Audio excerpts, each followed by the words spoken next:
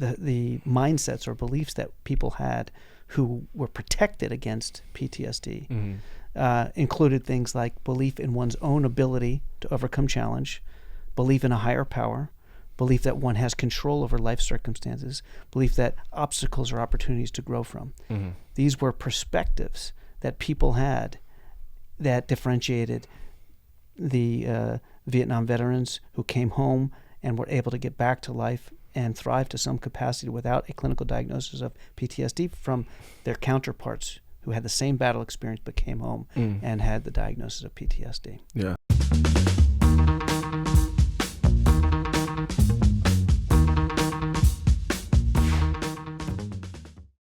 What did you think about that? The 5 resets? The 5 resets. No, just the whole thing, the discussion about stress, new age stress, and then on the back end, the resiliency stuff. To be honest, I thought the best part was the debacle that ensued right before we started recording. We gave ourselves the stresses of all of the camera work, the audio, the Zoom, right up into the moment she joined. And so then I felt like we were practicing what she was talking about. And then when she reflected on the 5 resets, I said, well, I did some of those things. Right. Leading up, I calmed my heart. I took a breath. I, did all these things. We could not hear her right up to about 3 minutes before we were supposed to start the interview. Yeah. We had no audio at all whatsoever. Yeah. Very stressful time. It was. But yeah, I mean, but really, might as well, go into it with some stress so we can understand what it is that we're talking about. It makes sense. Yeah. I think there's a couple things I want to kind of get across that I think we all need to know about stress, and it has to do with the relationship with stress that she was talking about. I think while it is important to reframe the relationship, we talked more about good and bad stress than how to embrace good stress and how to embrace the amygdala and the normal functions of our brain. Our brain was built in such a way that it should help us, right? Not hurt us. Right. So she understands the benefit of stress, I think. Yeah. And she discussed that when she discusses good stress. But then on the back end of that, it's okay, well, let's focus on this burnout, bad stress, and how the amygdala is involved with that bad stress. And the take home the incidence of it being 70 to 80% of people out there are dealing with some sort of stress or burnout. So that is really what she pushes on in her book, as well as, when she's interviewed, and that's what everyone wants to talk about, right? But it is interesting that, especially you kind of brought it up too, right? A lot of people don't understand the amygdala, not only as sort of involved in fear and fight and flight, but then also in socialization, right? And that was an interesting point you brought up, which is the hypothetical circumstance where, you just take out someone's amygdala. It's not like, oh, they're just not going to be stressed and they're going to live an amazing life now, right? It's also going to, there are people out there actually that have no amygdala, right? And they have to be cared for hand and foot for 24 hours a day, 7 days a week. To some extent. I mean, to some extent. The point is that the take home here is not no stress. The take home here is not no pain, no amygdala. The take home here is reframe your relationship with stress, reframe your relationship with your brain in a way that can be functional. And so I think the way to look at it, in my opinion, is how can you embrace and utilize stress for your advantage? How can you recognize stress in your body so that you can use that to propel you forward, to motivate you? So, for example, when you get a body sensation like a racing heart rate, and it's right before a game, let's say, to some people, that will drive them to play poor or not to step foot on the field because it's so anxiety provoking, so negative to them. For other people, it's exactly what they need to perform at their best. Right. And in some ways, the difference is perspective, the relationship with that escalated heart rate, that rapid heart rate. Yeah. And so I view a rapid heart rate as I'm getting close to a game or getting close to a meeting or some other stressful event as a performance enhancer, as an important signal that I'm getting ready to perform at my best. Right. And that's because of experiences I've had with that. But if I got a rapid heart rate out of nowhere, or in an area or a situation I wasn't expecting, or it remained high, well beyond the stressor or the event that I was amping up to perform at, now that would be something different. And that would be what I would call the difference between good and bad stress, or adaptive and maladaptive stress. I think it has more to do with timing and contextualization. So if it's right before and during a high stress event that you need to ramp everything up to meet the demand of the challenge, good. You need that. If it lingers and lasts for hours, the body goes nuts. It's a little bit different with performance, though, right? Relative to... Unless you think every moment is a performance. It's interesting Walking to think up about a hill, that. you need to escalate the heart rate. Right. Getting up out of bed, you need to start to... There is an argument that life is just one big performance. Filled with obstacles that you need to increase your effort to overcome. But what I mean by that is there's a lot that goes into our relationship to that spike in heart rate leading up to our performance, right? Like, someone who knows that they're at the top of their game, knows that they're well prepared to meet the moment, right? They see that as, okay, this is happening, I'm prepared, I'm ready to go. Another person that might not be prepared and hasn't been doing what they're supposed to do to meet that moment, their relationship to that symptom is going to be completely different. Perfect example. I mean, if you look at Csikszentmihalyi's flow diagram, and we should throw this on the screen, you've got two axes. One is skill, and the other is challenge. And so when the skills, the preparedness, meets the level of challenge, the optimal peak performance and peak experience is achieved. But when the skill's too low and for the challenge, it's stressful, it's anxiety provoking, it's uncomfortable. When the skill are too high and the challenge is too low, it's boredom. But when it's a little bit off, which every experience is a little bit off unless you achieve that perfect moment, which takes a long time to do. If it's a little off and the skill's not quite meeting that challenge, that's probably okay. That's probably the exact thing that provokes the stress you need to adapt in the face of challenge. But stress and flow state, how do they relate to each other? That's an interesting question. But that is how they relate. It's you need enough stress. No, so that what you're discussing is the state of flow, right? So there's a section in that in that graph that you're referring to that is stress, right? And the stress is... That's anxiety. It's not stress. It's anxiety. Everything is stress. I mean, but at the same time, it's like, what's the difference between stress and anxiety in the circumstance and in the situation of performance, right? It's like it's probably synonymous. But there's a section in that graph that's no. low preparedness. I need to stop you because that's exactly what I'm trying to reverse here. Stress is not anxiety. Stress is what is imposed on the body and mind in order to describe the challenge. So stress is universal. You're saying stress is universal in that graph, but anxiety is low skill, high difficulty level in the graph. Right. Yeah. So that makes sense. But the sensation of what is the sensation of stress in the context of human performance, and how does it relate to the flow state? So I think stress is a necessary component of achieving any performance, whether it be flow level performance or even some performances on your way to expertise. Right. Well, it's a little bit philosophical, but what's a performance without any stress, without any challenge, right? Like, is that even a performance? Well, that is exactly my point. Right. Without stress, you can't really have the ability to grow and adapt. Right. So I think reframing what stress actually is and its necessity in our lives, and then translating or describing how what you need in your life to perform goes from a positive marker, a motivator, to this silent killer. What is the bridge that takes you there? And we talked a little bit about it, but I would kind of add to that conversation context, which brings you back to that flow diagram, and timing. So if the context, the demand on the body or on the mind, means that we need to mount a large response to that demand. Like, let's just talk about running up a hill as opposed to running on flat ground. You need to mount a different response for running up that hill.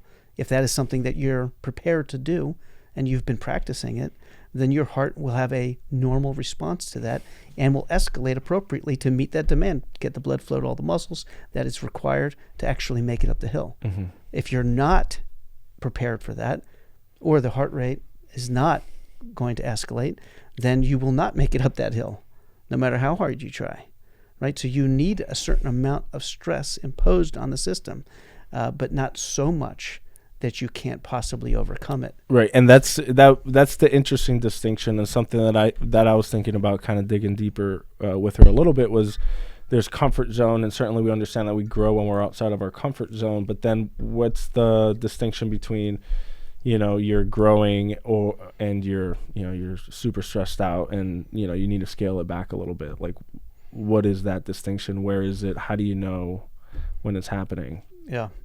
I think having some measurement of it, having some check-in, having some mindfulness, having some... She mentioned the canary in the coal mine. Yeah. Right. Signs and symptoms that you're familiar with that are your canary in the coal mine, right, to help you understand, hey, you know what? This demand, the difficulty level is overbearing. It's overwhelming my skill level, my preparedness, right, my current state. Right. And I feel that in these ways. My stomach starts to get queasy, my heart rate starts to escalate, mm-hmm, and it doesn't seem that this is proportionate to the demand on the situation or something that I absolutely need to do. That's my negative. That's difficult to navigate. There's a lot of non-specific things that go into that, right? Mm-hmm. Like non-specific symptoms first off. Mm-hmm. What's one symptom that's just your body revving up for something that you're not entirely familiar with, but you're perfectly capable of doing, versus what is your body telling you, like, you should not be doing this right now? Yeah. Well, a good example of that is when you feel something in your body and you try to interpret it, or your subconscious interprets it for mm-hmm. you, it could lead you to feel one way or another depending on the context or your prior experience with it. Let me just give you an example. Say, I haven't eaten anything all day, and I'm starting to get irritable with you, mm-hmm, and short, and you might be like, what's your problem? Yeah. I'd say, I don't know. I mean, it's you, it's not me. Right. And then we'd both realize, you know what, you're just hangry. Right. This is a body signal that has been interpreted by your brain as anger, as frustration, as irritability. Right. The same thing could be said for when I drink too much coffee and I'm sitting there in a meeting or working with my staff, and I'm feeling nervous. My palms are sweating, and I don't know why. Mm-hmm. And I start to look outside myself. Is it them? Is it me? Is it something that's happening? Am I worried about something? I start to race into all these thoughts and possibilities of why I might be feeling nervous. Mm-hmm. But then I realize, in fact, it was a double espresso and not a single or something like that. And my heart rate is racing, giving my brain feedback mm-hmm. that actually doesn't have to do with the context of the situation. Right. It's disproportionate to the demand that I actually have to overcome. And so in those cases, it gives you a clear example of how stress and body signals feed into the brain for the brain to be able to figure out what's going on and how to respond. But let me just say, understanding of what is proportionate and what is not, where is that? Where does that come from?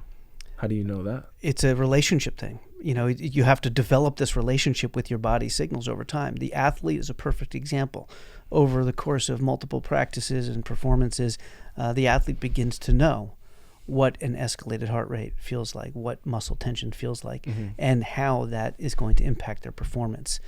For everyday people that are walking around, like myself these days, it's hard to know what the body signals mean.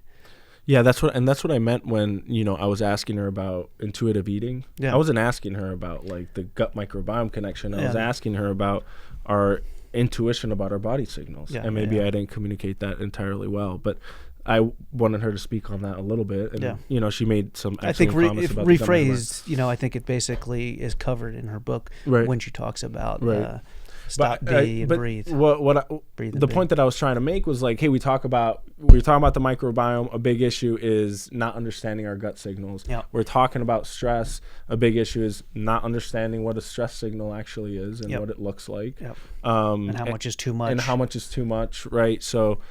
We haven't done a lot of podcast episodes yet, but we've done a few of them, and just from the few that we've done, a core issue with a lot of these fields is, not understanding your body signals to yourself. The mind-body, the brain-body connection, differentiating signals from the body in order to act on them in a way that makes sense. Why do you think that? I think we've gotten disconnected from our body. Entirely, huh? Well, I don't know about entirely, but I think we are less connected, less intuitive. If you look at the numbers that she's talking about, 70 to 80% of people are under stress or burnout, and then in the UK, apparently 90%. Right. No. So almost, maybe that's almost entirely. Maybe that's because of a disconnection. Maybe it's probably multifactorial. But the point is that if we don't have a good sense of what our body is telling us, because we're moving fast, we're popcorn, braining from one thing to the next, we're doom scrolling, we're disconnected from our body because we're so externalized, so focused on hustle and getting ahead. It's going to manifest in the ways that we've seen it. It's going to manifest in unresolved stress that eats us up from the inside out. Yeah. The just to kind of bring it back to the amygdala, I'm a nerd about the amygdala. My whole dissertation was on the amygdala. Right. And so I think, just like everything else, if we demonize pain, stress, negative emotion, the amygdala, any part of our brain for that matter, or part of our body, it doesn't give us the tools to develop a healthy relationship and listen to the signals that might be coming from even our thoughts about the amygdala in this case. I think we need the tools to be able to develop a good relationship with every part of ourselves. Mm-hmm. And so I'll reframe the amygdala just for a second, because I think it matters when we're talking about the amygdala as the stress center in the brain. While it's critical, I think the amygdala also is a positive signal that motivates the brain to, as I said, fight, flight, feed, and foster relationships. Mm-hmm. You can supplement any other F word in there, which is what I'm talking about. But the important thing that you need to know is that the amygdala is deeply connected to the entire brain, all but 8 cortical regions. Mm-hmm. It's very close to the memory center, the hippocampus. It's close to all the goals and plans that you're going to do in the prefrontal cortex. It's close to all kinds of other long-term storage of memory about anything that's ever happened that was similar, that had any value to you. It's close to the valuation center in the orbital frontal cortex. So it has access to all of that while having all 5 senses come through and body sense from all visceral organs. Right. So taking all that information and then sending out a message back to those regions, back to the HPA axis to initiate cortisol, back to the autonomic nervous system to initiate certain fight or flight responses or rest and digest responses, is critical in everyday, every moment behavior in a normal person. Right. So it's not just in the flight or the amygdala isn't activated only in the fight or flight state, right? So, but this is the whole black and white thing, right? Where it's like, if you're fight or flight, your amygdala's on. If you're not, and you're chilling and you're relaxed, then your amygdala's off, right? Like that's not nuance, and that's just not the case. Yeah.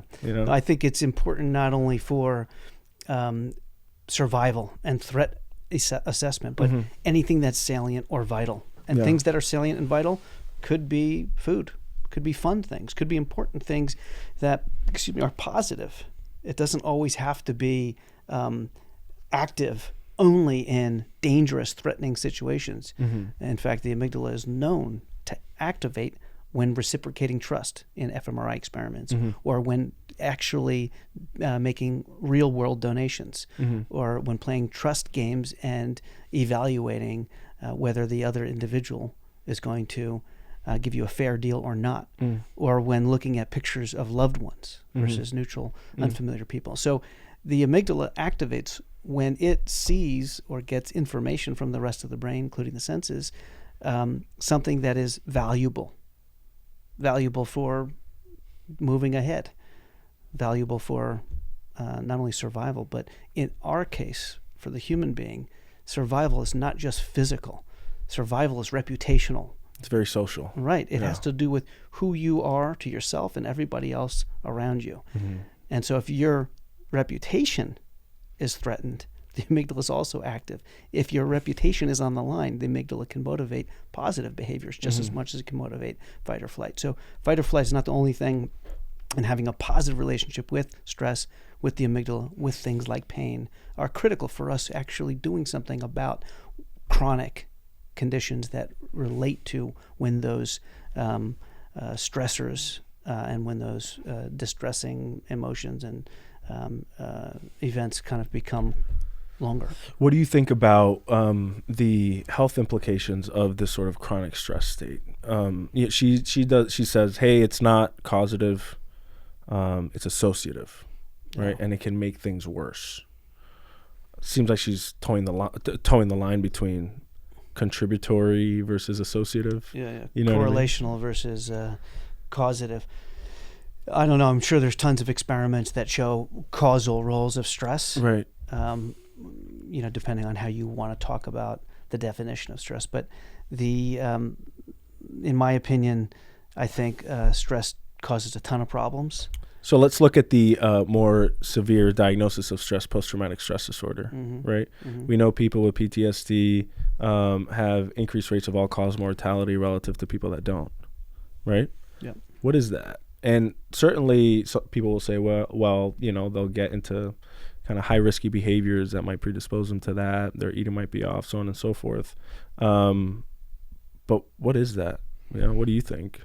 I think an inappropriate or chronic response to a prior event where that event or anything that looks like that event is no longer threatening, has a ton of destructive effects on not only the brain and the way it's wired, but also because of that on the way the human experiences everyday life and responds to challenge and threat in the current environment. So, for example, when a warrior comes stateside after being in a traumatic experience and is no longer in a threatening context, but still feels threat and scans the environment for threat, when the likelihood of threat is markedly down from the other environment, from a wartime environment, I think that can be damaging. Mm-hmm. And I think that's what we're talking about on a smaller scale in everyday life. Seeing threat where it's not. For example, the doom scrolling she talked about, it's 1,000 miles away, hundreds of thousands of miles away, and yet we're feeling uncomfortable, distress from the experience that we're looking at. We're feeling threatened by it in some way. And that's disproportionate for our own personal safety, even though the human is able to be empathic and compassionate, and it's one of our best attributes. It also can get us into trouble, feeling distress when we're actually not in a threatening situation. Yeah, but how does that relate to the increased all-cause mortality? You mean like, go on with that. What do you mean exactly? So, why are these people, why do they have increased rates of dementia? Why do they have increased rates of all-cause mortality? A mechanistic explanation of how stress chronically can lead to a destruction of certain organ systems. I think that stress can... Is there a mechanism there, first I off? think so. You think so? Yeah, I think so too. I think we could look at the individual papers, but my understanding is that stress can increase things like heart rate, can increase things like blood pressure, and those two things alone are known risk factors for all-cause mortality, for cardiovascular disorders, and for dementing illnesses. Yeah, and I mean, folks with PTSD, a lot of them have difficulty sleeping, right? Sleep deprivation can certainly be something that can predispose. Yeah. What about some of the resiliency attributes? One thing that I wanted to ask her was, it sounds like, you can learn resiliency. Yeah. But I did want to ask about sort of this genetic predeterminism of resiliency. Like, I was talking to a neurogeneticist, and certainly he's biased, but he thought that there was a genetic component of resiliency, which would, disagree with the learned nature of resiliency. So what do you think about that? Well, I think probably all things in some way are influenced by genetics, right? Right. All things in some way, if they're not, deterministically inherited, are also influenced by nurture, by environment, by personality, by experience. And so I think in some way resilience is the same, that you can learn resilience over and above whatever you're genetically wired to be able to do. And so I think anyone can learn, behaviors and habits that can build resilience. The example that I always come back to is these people that come from really low socioeconomic demographic, impoverished communities that just rise to the top to be amazing athletes, amazing professionals, just amazing people. Yep. What makes them so unique in that environment? Yeah. What is that? Yeah, I don't know. I love the underdog story, and I think it's so inspiring, and that's probably the movie I gravitate towards the most, the genre. Rudy, for example. Do you see yourself as an underdog a little bit, dude? No, I don't think so. Maybe physically on the football field when I was 5'0", 100 nothing. I didn't make it very far, but no, I think when you're talking about building, something from nothing, or performing at a level that otherwise you shouldn't be able to, given circumstances. Mm-hmm. To me, one reason, not the only reason, is a sense of resilience, a perseverance, an ability to reframe obstacles as opportunities. Mm-hmm. And I go back to the work that got me interested in it all after I, grew up playing football and thinking about no pain, no gain, and if you're not injured, you're hurt and you're playing. These mentalities that actually drove us, although stressful, to become better, to challenge ourselves, to work harder. And then eventually we had to kind of get smart about it. No pain, no gain doesn't work as well as it used to. And so you've got to kind of reel that in and be a little more sophisticated in your interpretation of pushing through things. But nevertheless, what I think... Isn't that arc interesting, how when you're young and when you're a kid, no pain, no gain, it's just like, it is black and white, and it's just so easy. And there's no repercussions of that. Mm-hmm.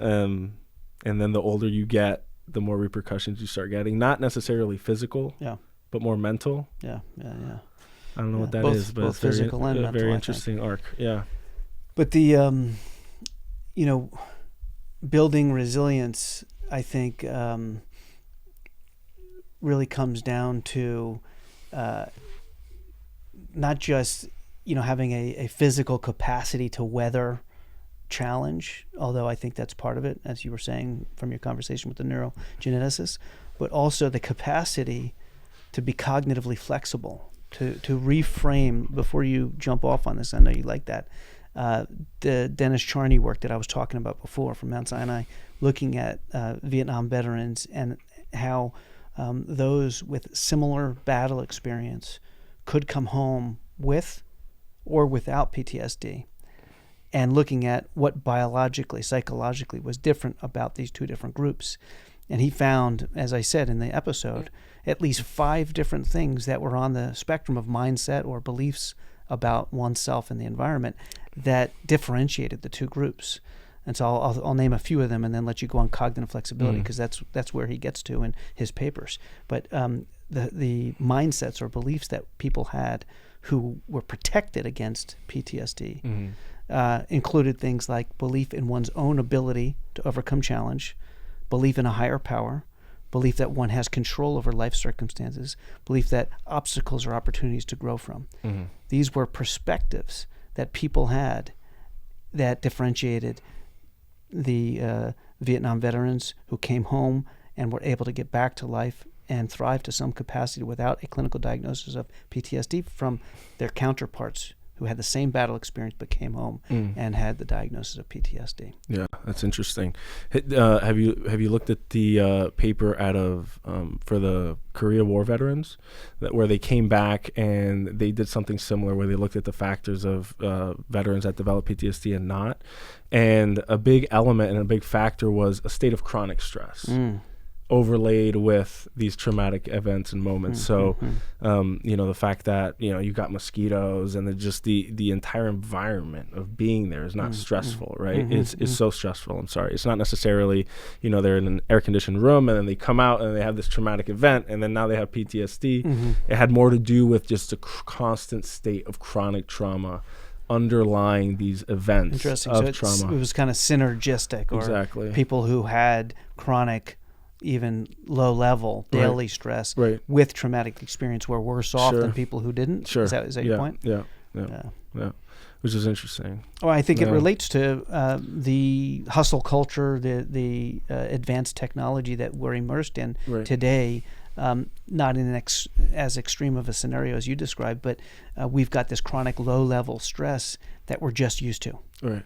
And so we're right on the edge of just anything, the last straw that's going to break the camel's back, huh? Exactly. Yeah, that's really interesting. I feel that way. In the same set of papers by the Charney Group about stress and resilience in Vietnam veterans, they talk about, well, what psychological concepts, what mental capacities could be behind these set of beliefs or mindsets that helped these warriors fend off PTSD in those that did. And cognitive flexibility was one of those. And so cognitive flexibility is not multitasking or task switching. It probably does happen in the prefrontal cortex, but it's underlied by the capacity to reframe negative events as potentially positive, although that's hard and a little bit Pollyanna, but as growth events, as opportunities for growth. And so let's say in an fMRI, I show you pictures of mutilation or war or the outcomes of some violent act or a gun or something like that. The amygdala and other regions that are involved in stress and pain and disgust would activate, right? But if I then asked you, say something different about that picture, maybe it was a woman crying on the steps of a church. Oh, it's not that she just lost someone and is leaving a funeral, but she just got married. Right. Or she's at a wedding and is crying for the bride, tears of joy. And so almost anything can be reframed to some extent. Can you reframe anything from like purely negative, terrible thing to a positive? No, but can you reframe it to be something that is the way of the world, or that is an opportunity to leverage and grow from? Probably.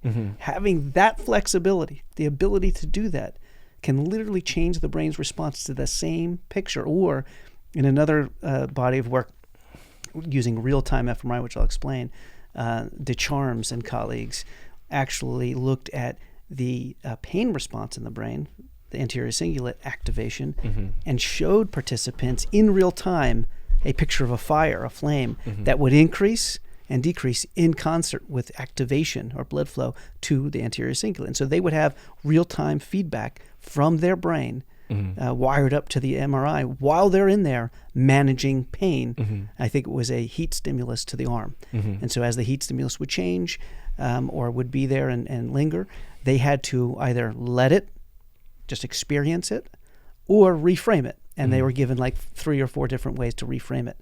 And so when they reframed it, just changing their view of it, it's not so bad. I feel that it's less intense. And just saying things mentally actually allowed them to change the activity in real time in their anterior cingulate, their brain's pain response. And doing that in a control group showed that was possible. Doing that in a chronic pain group actually showed that there was dividends of being able to do that in an MRI unit using these reappraisal, reframing skills outside the experiment. For months, they followed them, and chronic pain for chronic low back pain was less. That's interesting. I mean, a big thing that PTSD patients deal with is survivor's guilt, right? And so PTSD isn't necessarily a diagnosis that's made at the time of the trauma, right? There's got to be at least 6 months that elapses before you can make a diagnosis. Or, I'm sorry, 1 month that elapses before you can make a diagnosis. So certainly, seems like that 4 weeks after the trauma is sort of this critical time window as to what is your relationship to that trauma going to be, and how it ends up being will determine how long do people suffer with PTSD, right? For years this is what your life is going to be like. And you have this critical time window of 4 weeks to figure out how it's going to go. And the implications of that diagnosis, if you look at, again, we mentioned all-cause mortality, dementia, they're huge. right? Exactly. The question really is not how long an adjustment period or an acute stress reaction can last before it becomes, diagnosable as PTSD. Like who cares about that? But what we care about is we're providing a framework. We're providing some sort of timeline to be able to understand how cognitive flexibility and changing our perspective on an event, how that ends up leading to either it being protective or potentially deleterious. Right. My concern, though, is let's say this was an ankle injury and not a trauma to the mind or brain. Yeah. But similarly, an acute event that changed the course of the body's experience and the ability to function.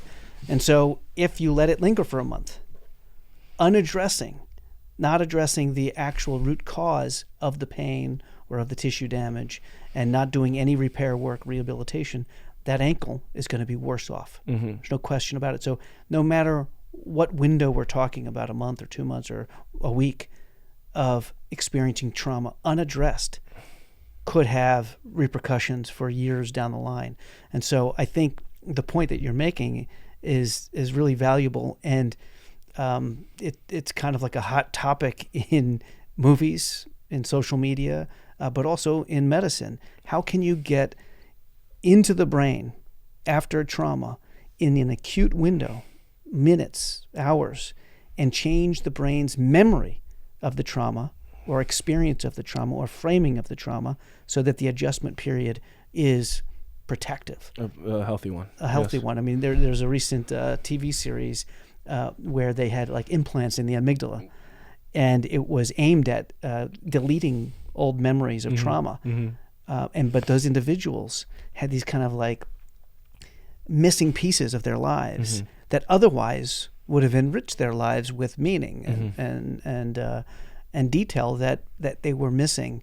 And that itself was not acceptable to them. Their brain and their body and their experience was rejecting not having access to that memory. Nevertheless, they did not have PTSD. And so you always have to go kind of back and forth on the line. Should you eliminate trauma from our lives, stress from our lives, or have some amount that we have the capability of managing so that we can have growth? Right. And actually, this happens naturally sometimes in patients that develop PTSD versus patients that don't, right? So patient Humvee full of military personnel gets blown up by an IED. Some lose consciousness, some don't. As part of their IED explosion, those that lose consciousness, potentially that could be a protective factor against the development of PTSD, versus those that retain consciousness in the explosion might be at increased risk for PTSD. What do you think? Well, so it's interesting that you say that, and I'm going to quote a study, and we're going to have to go look if I'm right on this or not. But I believe from Brain Sport, there was work where they traumatize rats while they're anesthetized, so shouldn't have any recollection of that, and while they're not. And they both have chronic consequences that look a lot like post-traumatic stress manifestations. That's interesting. And so it's not clear that a loss of consciousness would protect an individual from chronic effects of But there's trauma. been those findings retrospectively in some studies. Anecdotally, you mean like that if you lost consciousness, you didn't have the...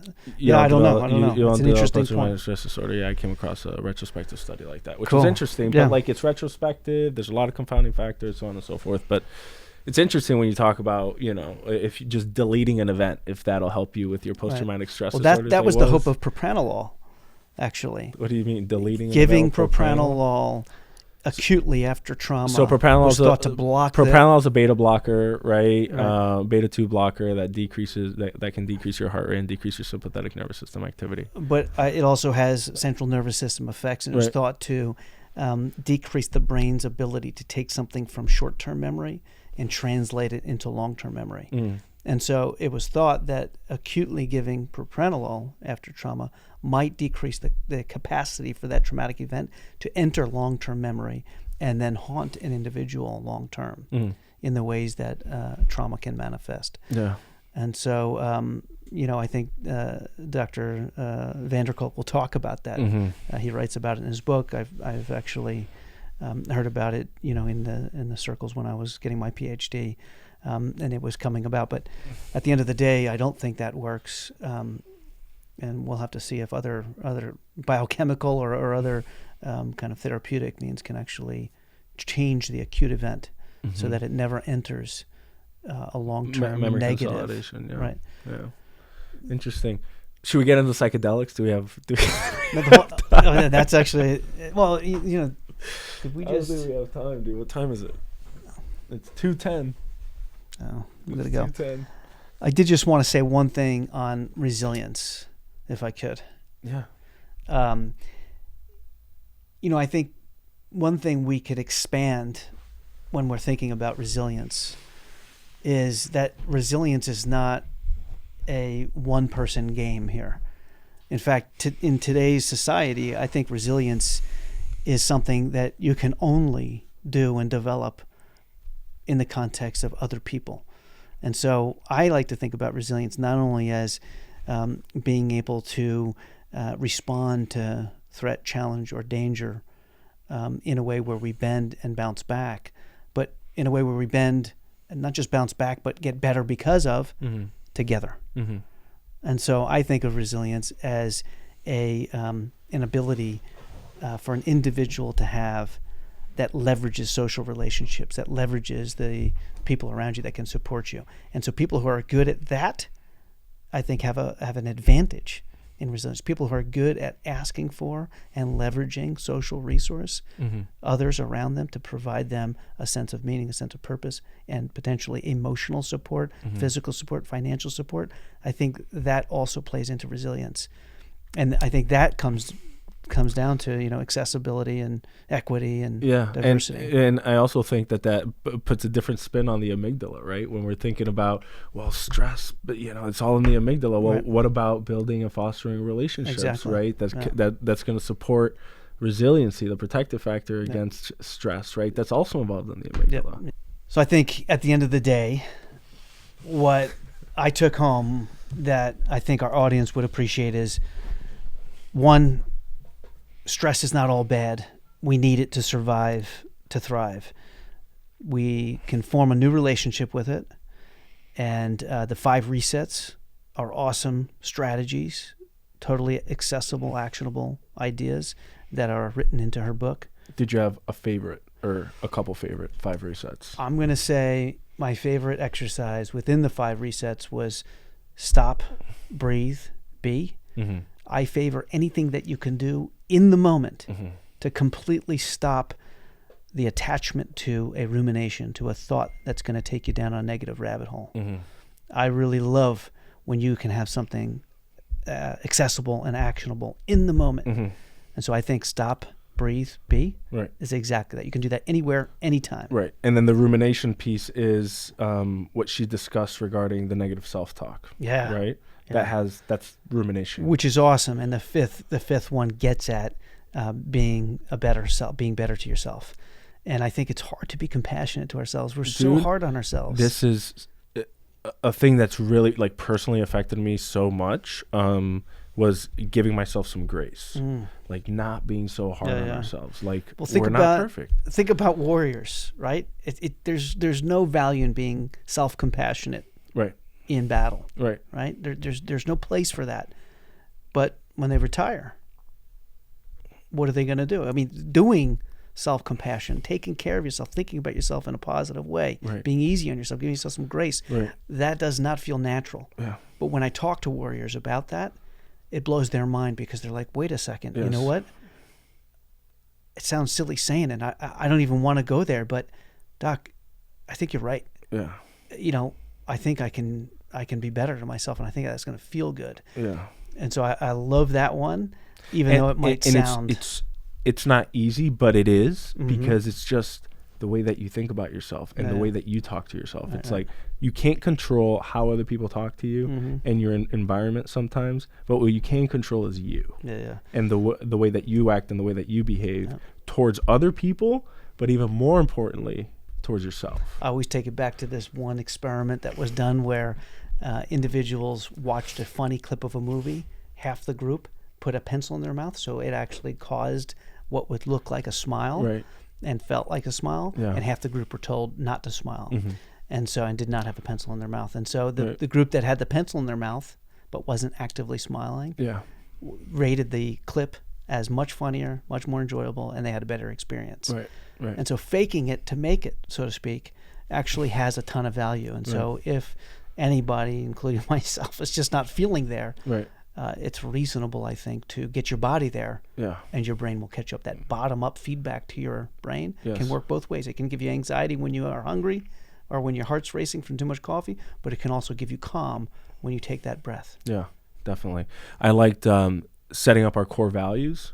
Like, love that, because that sets boundaries, right? And a big canary in the coal mine that she refers to in regards to stress turning into burnout is, bringing that shit home, right? Putting it in at your home, in place of your kids, in place of your family, in place of your friends and your loved ones. I think that those core values sets that boundary. It doesn't allow you to do that. No doubt. I think that now it's even more subtle than it used to be. It's not like we're opening up a briefcase and putting files all over the desk and doing work at home. We're flipping our phone open, or we're just thinking about work. I find myself doing that when I'm trying to hang out with the kids. Every second I get, I kind of zoom back in on a problem that I'm working on, or this podcast or something that I should be kind of inching forward on, when in reality all I'm doing is splitting my time and never giving my full self to any one thing. Weird example. I'll be, my kid, he's a toddler, and we'll be, I'll be showering, right? We'll be taking a shower, and I'll just be standing there just thinking about work. The only thing that snaps me out of it isn't my kid talking. It'll be the hot water. I've been standing there thinking about work so long that the water turns cold, and the cold water hits my face, and I'm like, what? Oh, shit, I'm in here. Got to wrap up. I've been just daydreaming about work. It's just like, it's terrible. It's awful. But so the core values thing is really important, I think. And then the movement. Right? And I saw a psychiatrist say that, from a mental health standpoint, like working out for cosmetic purposes, like if you achieve that cosmetic look that you've been wanting for exercise, like 9 times out of 10, that's not going to help your mental health any sort of mental illness at all. Like money. Right. It's, it's just the movement aspect. And it probably has something, and you referred to it too, being able to just step away, stop the rumination, get out of that situation for a little bit, and then return, after some time. One thing I noticed when I used to live in Boston was that as I was writing my dissertation, which there's no movement, you just are stagnant, hunched over, working on your computer, rewriting the same sentence for hours, and you're against yourself. It's really kind of a hard exercise where you're spinning your wheels and going down rabbit holes. But what I found that was helpful when I actually had to get the thing done was to step out, and I would go to this huge space where there was no trees, no buildings in view for 100 yards in every direction. And so I could see the sky, but I could also see everything else around me. And just the open space to me was like a metaphor for what my brain needed to do and what it needed at the time. Just giving myself that for a few minutes actually made all the difference. I could come back refreshed. And so creating those types of things in your day in life is probably exactly what she's talking about. Definitely.